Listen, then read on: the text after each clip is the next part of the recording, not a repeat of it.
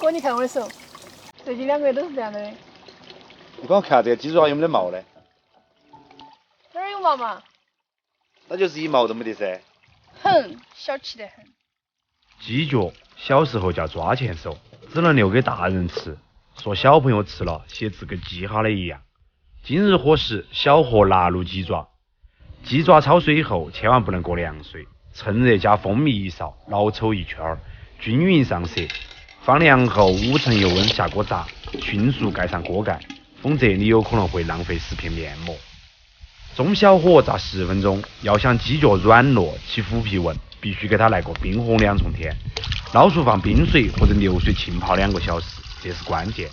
接下来是我自创的油辣卤配方：宽油炒豆瓣酱，下姜葱蒜爆香，老冰糖适量，加简单的5香料翻炒，搭配块万能的火锅底料，简单实用，适合热吃。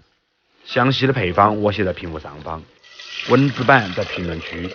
鸡爪入锅后，加一片醪糟，让味道更加融合。老话说，票子要靠手抓，鸡脚要吃稀趴。不温不火卤40分钟，巴适得板。哥，你是不是没懂我啥意思哦？鸡脚杆上你还想刮油哦？